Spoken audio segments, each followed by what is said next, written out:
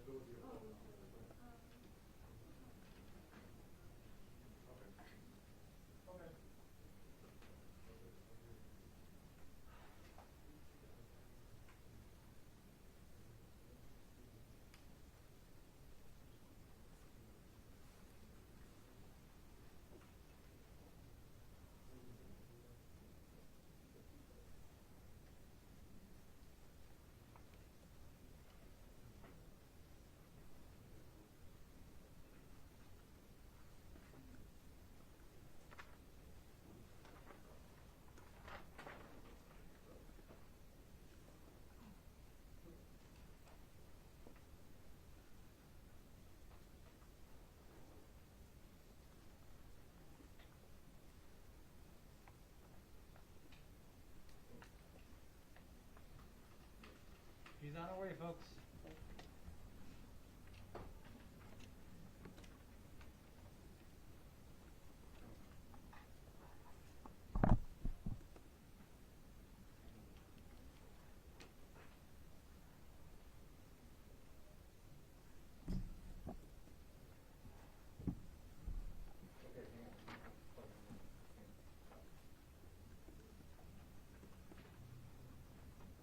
Sorry for once again.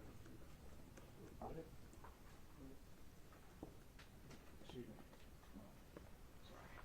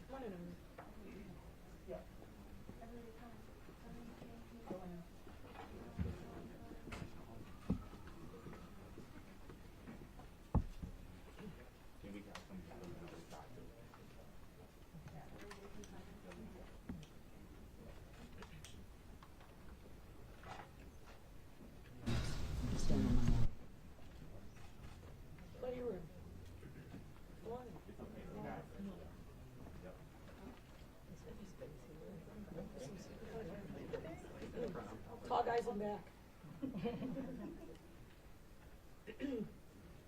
Good afternoon, everyone.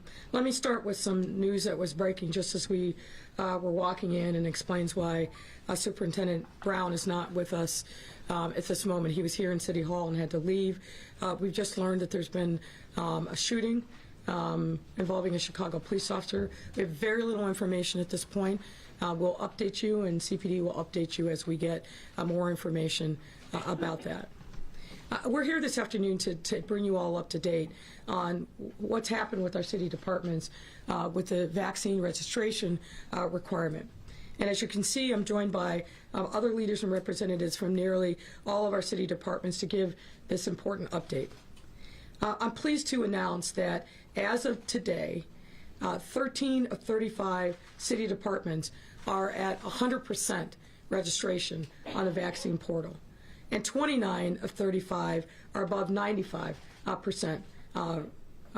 registration. That means in total that we have 79% of city employees who complied with the vaccine mandate, and of that 79%, 84% are fully vaccinated, meaning that we're now one step closer to moving past this pandemic. And fundamentally what this all is about saving lives. It's about maximizing the opportunity to create a safe workplace. And let me contextualize these numbers a little bit more. If you take out police and fire departments, the percent of city employees who submitted their vaccine status through our pipeline jumps to 96% from 79%. And of that 96%, 81% of respondents reported being fully vaccinated. And while we continue working to get this number as close to 100% as possible, this is without a doubt a huge win for the health and safety of our residents. Commissioner Owen and his team, and let me just say, where's Chris? He's a shy guy, not a guy who steps out in front, but he and his team have done unbelievable work throughout this whole process, and particularly over the last couple weeks, making sure that we're in communication, educating our workforce about what the requirements are, making sure that we simplify any requirements on them as much as possible to relieve any burden. His team worked round the clock all weekend long to make sure that they were getting data and information out to their colleagues in city government. So I think Commissioner Owen deserves a round of applause.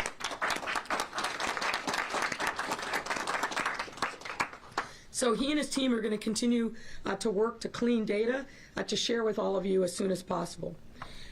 We know that the best way to get to the end of COVID-19 is by getting vaccinated, pure and simple. And as city leaders, we have a responsibility to ensure that our staff is safe, not just for the safety of the general public they serve every day, but for the safety of themselves, for their family members, for their coworkers, and for members of the public, of course. As I've said before, but it bears repeating, the health of our city workers directly impacts the health of those that they interact with on a daily basis, making it critically important that these interactions are as safe as possible for everyone involved. Again, we understand that some people still need time to get vaccinated, which is why our vaccine has a temporary testing option. Our vaccine policy has a temporary testing option. However, we also understand that testing is not the best way to ensure a safe workplace and interactions with the public. Therefore, getting fully vaccinated remains our goal. We'll continue to push, we'll continue to educate, and we'll continue to do everything that we can to meet people where they are, understand what their fears and concerns are, and make sure that we are doing everything that we can to get them the information so they feel comfortable getting fully vaccinated. That's why city employees who fail to report their vaccination status through the portal will be placed on a non-disciplinary, no-pay status, but we're still going to give them one last opportunity to do the right thing. We're going to give them, as we reach out to them to let them know, we're seeing you're not on that in the portal. We're going to ask them if that's correct or not. We're going to be right there with a computer to help them get registered in the portal. And my hope is that we don't have to take any actions for folks, because it's a simple process, as we've demonstrated over and over again. You go to a portal, you click yes or no as to whether or not you're vaccinated. If you are, you put in your information. If you're not, you go to a second screen that allows you to sign up for a testing option, which begins today. So we try to make this as simple and straightforward as possible. And I'm happy to report that we are, of the big cities, we're the first. We're leading the nation, again, because of the hard work and sacrifice of so many, and because we have placed an emphasis on making sure that we lead when it comes to public health. We believe in the science, we believe in the data, and we believe that the best way for us to put the pandemic in a rearview mirror is to make sure that we're getting all of our employees and all of our residents vaccinated. Again, I want to emphasize that the temporary testing option does end and sunsets on December 31st of this year. So we need all of our workers within all of our departments and agencies to step up and do their part to end the pandemic by getting fully vaccinated no later than that date. And it's my hope and expectation that each and every one of our city workers will join with us in this citywide effort. Again, I want to thank all the employees who have complied with our vaccine registration mandate. Very, very important that we give kudos where kudos are due. All those who were fully vaccinated by October 15th will get that personal day. I heard from folks over the weekend that they're looking forward to taking advantage of that personal day. And again, I can't thank the cabinet enough for all of the hard work. This was not easy. This took a lot of work across every city department and a lot of effort and energy to these folks who are the leaders of our city departments, and the others within the city departments that really made this happen. And I'm very, very proud of the work, and I hope you all are as well. And at this point, we're happy to take your questions. Thanks a lot, Mayor. We're going to get off with Tamam Bradley up front, and 2 questions per reporters, ladies and gentlemen. Thank you. Mayor, thanks very much. Can you tell us what's going on over at CPD headquarters right now? We hear that officers are being called into a room. They're being given an opportunity to report. They're being offered an opportunity to speak to counsel, perhaps, and then they're going into a different room and being stripped of their police powers. Is that what's happening? I don't think that's 100% accurate. Since this morning, CPD, starting at headquarters and then branching out to other divisions, has a list, making sure that they're going to the individuals who are on that list, talking to them, and verifying whether or not they've actually signed up on the portal, which again is very simple. Yes or no vaccination, or you're going to take the testing option, providing those individuals with the opportunity to be in compliance if in fact they're not, and then in instances where they're not, taking action from there. And so people who are not reporting, is it correct that they are being relieved of their duties? The people, there's a very small number of my understanding, and I don't have all the figures at my fingertips, but my understanding is a very small number, even after given those opportunities, are not doing it. And then in those instances, a CR is being taken out. They are put into a no-pay status, and then the disciplinary process will proceed from there. But it's my understanding is it's a very small number after all those opportunities that are doing that. Amber Gilmore, Univision Chicago. I actually did have a question more about in general, COVID, the numbers, if you mind discussing, or we have Dr. Awardi, if you have a second for us. We could do it right now, we could do it at the end. Yeah, no, we can do it now. Okay. That's fine. Just if you could just in general, I know Dr. Awardi mentioned about that if we go down 200 cases per day, that there might be a chance of getting this mask off inside places. Is that accurate, or when are we moving forward? I'll let Allison answer that question. Thank you. So one of the reasons, obviously, that we've been pushing vaccination is it is the most important thing in terms of making everybody as safe as they can. I know there's a lot of interest in not needing to wear the mask. I, of course, would love to be in the place where we would not need to wear masks. As you noted, if we were to get below 200 cases per day and stay there, which is where we were over the summer, I have been talking with IDPH about taking that regional approach and being able to remove that as an indoor mask requirement. We are still over 300 cases per day right now, so I don't anticipate that to be imminent. And I'm a little concerned that when we look at the upper Midwest, Minnesota is very much on the way up, Michigan is very much on the way up, and Wisconsin is also starting to be more on the way up. It's colder up there, and we know that typically as cold weather comes, we see respiratory viruses start to spread. That we always have a flu season, we have the childhood virus season, and so really my focus at this point is around vaccination, because where we can get folks vaccinated now, it helps protect them through the flu season and what will likely be, I would expect, some increase related to weather. So certainly we're continuing, I'm sticking to those numbers like we shared them from the beginning. If we get out of that substantial risk category, I'd be very happy, but really looking ahead, we'll have a better sense, I think, by about Thanksgiving. And really, we're going to be putting out tomorrow when we share this. Right now is the time, if people are not vaccinated, to start getting that vaccine if you want to be fully vaccinated by Thanksgiving and you want to get both of those doses. So now's the time to do that. And part of the reason for the timing of our requirement at the city level was also getting ahead of what could be a fall and winter surge. All right, Dana Kozlov, front and center. And Dana, before you ask your question, I just want to add a little more color, if you will, to the comments that Dr. Arty made. If you think about where we were a year ago, we were in the midst of a fairly substantial surge in cases. We had no vaccines at that point. We were seeing people going into hospital ICU rooms. And I think it was right about this time that Dr. Arty and I came out and said, this Thanksgiving can't be like other Thanksgivings. Stay home in your family unit and don't celebrate. We're not doing that this year. And why is that? Because of the vaccine.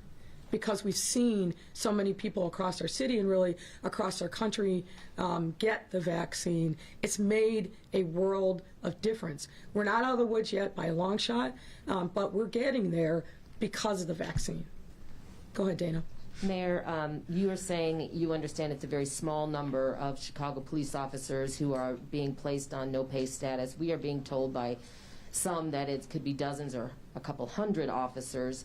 With that and a police officer vacancy of, depending on who you talk to, 900 to 1,600 officers right now, what concerns do you have about how this might impact public safety? Well, you know, look, what I've said is this. It's a very simple, non-burdensome, non-intrusive process. And I think what I'm hearing anecdotally, for those who are having those conversations today, because they hadn't signed up before, they're seeing with their own eyes what it actually is. They're going to the portal, they're seeing the very minimal amount of information that's being requested, and most people are understanding that whatever they thought it was, it's something very different. Whatever they'd been told, frankly, in many instances, they weren't told the truth. And so there is, I think, an eye-opening moment for many people that this actually is a pretty straightforward, non-intrusive process. Now, where the rubber is going to hit the road, obviously, is for us, is educating people to get them vaccinated before year's end. But I feel like we have made a lot of progress, and the numbers really speak for themselves. We have made a significant amount of progress as we've gotten people focused and educated about what the requirements are, but in particular, disabusing them of a lot of the noise. So, you know, again, we'll see how the week plays out, but I think it's pretty straightforward. People are understanding why it's important. And I'll say what I said last week. I really hope that the men and women of the Chicago Police Department, who have been fed a lot of stuff. That's the most polite, appropriate word I can use in this forum, are not going to ruin their careers over going to a website and saying yes or no. And I think that recognition is starting to occur to folks. Just to follow up, though, you said we'll see how the week goes, but do you have specific concerns? I'm sorry, do I have specific? About how removing officers from the job, even if it's only for a week or two, might impact public safety? Well, look, you know me well enough from this podium. I don't engage in a lot of hypotheticals. Obviously, we have contingency plans that have been in place for quite some time. I think what we're seeing is the number of folks who are actually, after being given the opportunities and even a direct order, saying no is very small, very small. So I'm not seeing, at least for through this day, that there's going to be any disruption in our ability to keep our neighborhoods safe. We've got to keep plugging away at this. There's a lot more people that have to be reached, and that will play itself out over the next couple days. But again, I think the important thing is this is a really straightforward process. We're not asking intrusive information. You have the option to go to the testing option, and the truth is a lot of them are actually vaccinated. So this isn't about, to me, it's not about vaccination. This is about something else. And as I said, I think our young men and women in the police department are smarter than maybe they've been given credit for. They're not going to risk their careers by being insubordinate and having in their jackets the fact that they defied a direct order of their supervisors. I don't see that. Okay, Marianne Ahern, NBC5. There has been some reports that there was a judge that got involved, perhaps that the fire department might have someone from their union to stop this checking and no pay status. Is there any kind of judge? I have not been given any information to suggest that that's so. You know, of course, that the police department, the police unions filed a TRO last Friday following our action in court, but I have not heard. I'm looking at Commissioner Holt, who's shaking her head no, but obviously if there's something that's happened, I actually just saw the head of the fire union as we were walking out, shook my hand, was very cordial as he always is. So if there's something that we need to report, we definitely will. And then finally, one of the issues that the FOP president talked about today, he keeps saying this is not about the vaccine, it's about bargaining, and that because he didn't feel that there was they were at an impasse and went to go to arbitration, CPS testing is being paid for. Police, they have to pay for their own testing. Everybody that's a city employee, on their time, on their dime.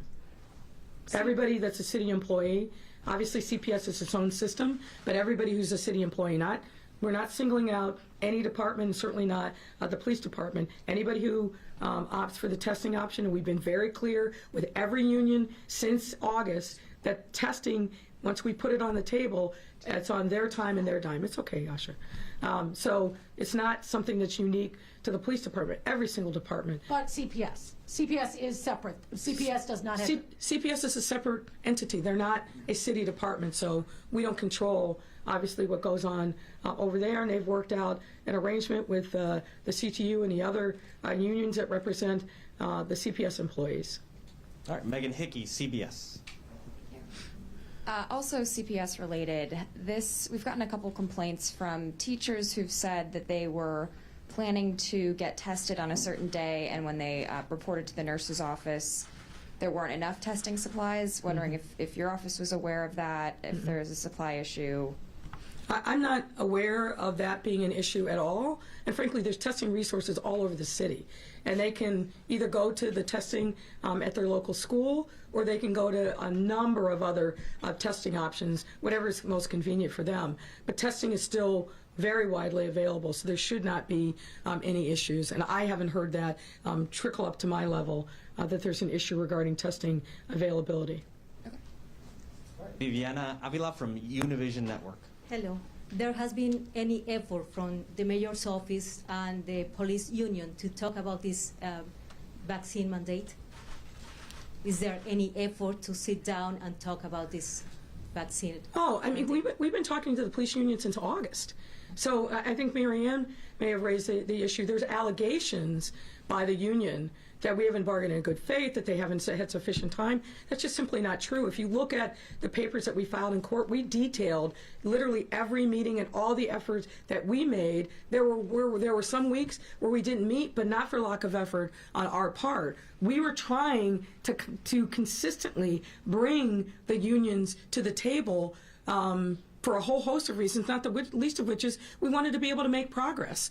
And the few times that they came back to us, they came back with proposals that they knew were absolutely going to be unacceptable. Like, well, I won't go into the details of that, but the bottom line is we worked hard with every single union that represented city workers to make sure that we got their feedback. And the policy was absolutely modified as a result of the feedback that we got from a number of different union partners who came to us in good faith, expressed concerns that they were hearing from their membership. Now, we weren't ultimately able to get a deal with any of them, but it wasn't for lack of effort on our part. And certainly it wasn't for lack of effort with the various police unions, FOP, the unions that represent sergeants, lieutenants, and captains. We were at the table and consistently trying to reach an accommodation with them, but the record, I think, speaks for itself.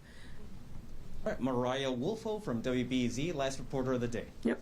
Hi, Mayor. I also have a couple of questions from colleagues who aren't here. Sure. But one from me, the FOP attorney indicated on Friday that the union might be satisfied if there was a third option to say, you know, I don't want to share my status, but I'm opting for regular testing. Is that something you would consider? No. Okay.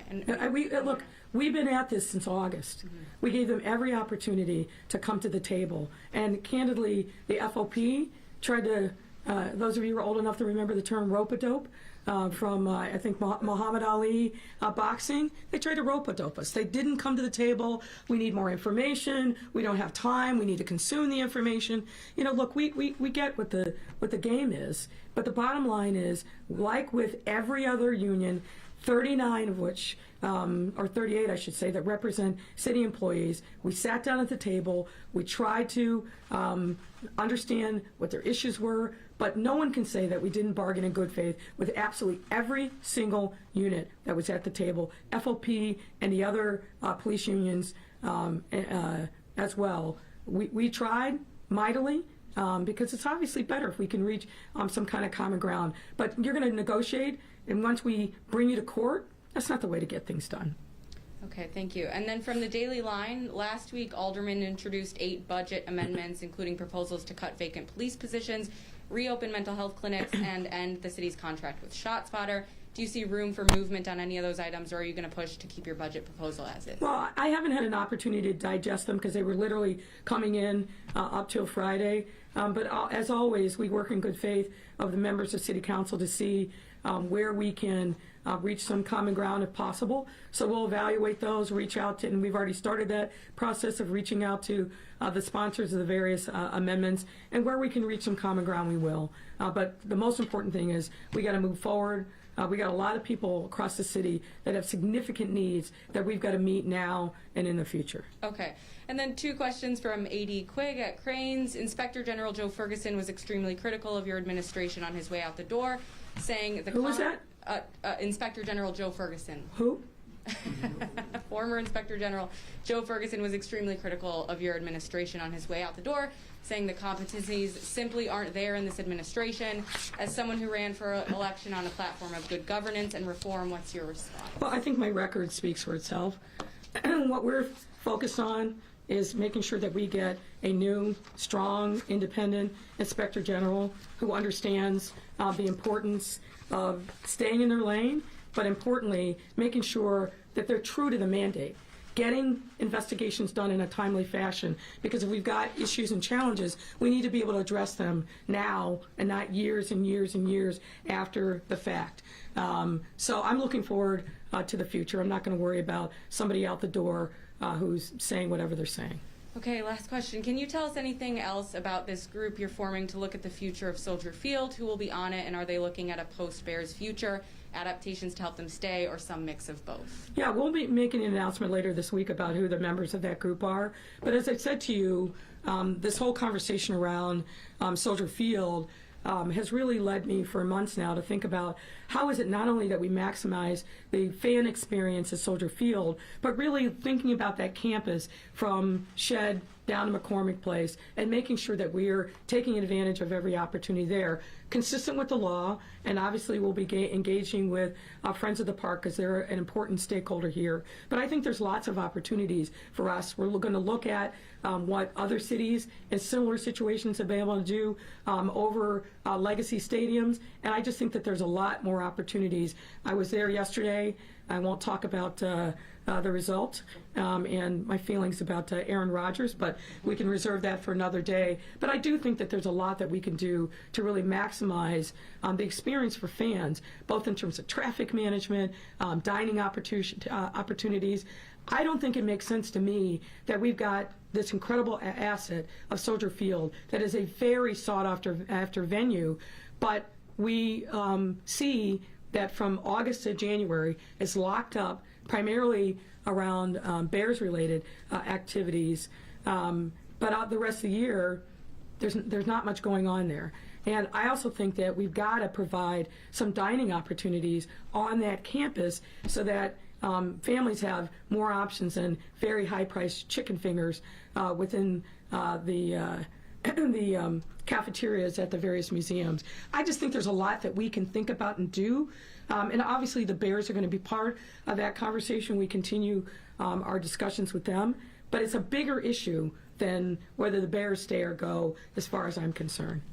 And Mayor, Craig Wall was already here. I just wanted to give him a chance to ask this question. Mayor, Okay. pardon me if I'm asking questions that my colleagues asked. Yeah, no I problem. wasn't here to hear them. But obviously, it seems that FOP was trying to test your resolve in this whole matter. Is this action that you're taking today against them, is this just meant to send a message to them? And let's be clear, it's not an action against the FOP. I deeply believe that the only way that we can maximize safety in our workplace is by getting our employees vaccinated. And somebody raised a question the other day, which I thought was a great question. I think it was Heather Sharon. How can people feel confident that the city workers that they're interacting with on a daily basis are there to actually help them and not transmit COVID-19 when they respond to city residents when they're in need? And that's the question. And the only way that we can answer that in the affirmative, that our city workers are really there to help them, and of course they are, but to keep them safe, is by getting vaccinated. Members of the public have a right to feel that level of confidence from the variety of city workers that are out in neighborhoods and interacting with residents on a daily basis. So I don't view this as, Lightfoot against the FOP. I think that's the wrong frame. What this is Lightfoot and all of these city commissioners and leaders saying, we're going to stand up for public health and public safety, and we're going to make sure that our workforce is as fully vaccinated as we possibly can be. Do you have concerns about what this might do to police morale? Well, what I have concerns about is seeing more officers die needlessly of COVID-19. Again, you're all aware, we had 4 officers who passed away in 2020, every single one of them from COVID-19. Every single one passed away before the vaccine was widely available. I want to make sure that our officers who are literally working their tails off every single day, risking life and limb, are absolutely able to take advantage of this life-saving vaccine. That is a key focus of mine. I don't want to see more officers die needlessly. You've seen the reports over and over again. There was another report this morning. Number 1 cause of death in law enforcement in our country is not the things that you would expect. It's COVID-19. It is shocking, but preventable if we get people vaccinated. Thank you, Mayor. That's a wrap, everyone. Thank you very much. Is there any way I could just clarify? Yes. I just want to make sure we have the right numbers. Okay. Okay, so 1333 said no. but there's more than 4,000 police officers who did not respond.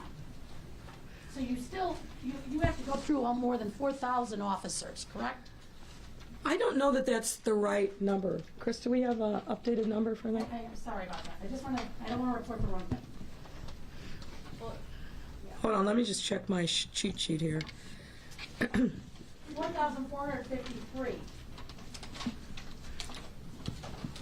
4,543 Do you not have that? responding. Is that the right number? More than 4,543 officers Pardon me? did not. Just give us a second. You want to come up to Chris? Trying to do the math here. And then for Give us a second.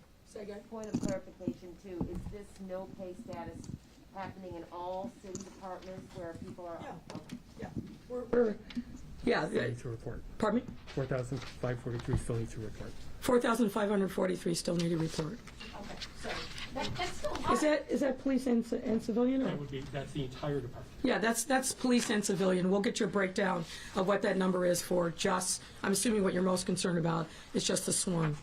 Thank you very much, Mayor. Appreciate it. Is this counseling sessions that are being done at headquarters, where the officers are being brought in, given the opportunity to cover, is that same thing happening in other departments? Yeah, Dana just asked that question. I just want to make sure. Yeah, I mean, most of the other departments are, and you missed this part. Most of the other departments are 90% or higher. Some of them are at 1,000%. Many are over 95%. But yeah, any worker who we don't have evidence that they've signed up. We're going through a process to verify if that information is correct, because we've known some that said, no, I did it, but it's not showing up. I think that's a small percentage. And we're giving them every opportunity to make sure that they sign up. Again, it's a very simple process. Yes or no regarding your vaccine status. If the answer is no, then you've got to sign up for the testing option. That's it. So it's not burdensome. It's not intrusive. We're not asking for excessive amounts of medical insurance. Everything is HIPAA and ADA compliant. So we expect people to just answer very simple, straightforward questions. And we're giving them every opportunity to do it. And hopefully the ones that are out there that haven't yet will get the message, because we're coming to make sure that we're talking to you. So save yourself a lot of headache, a lot of heartache. Sign up. Thank you, everyone.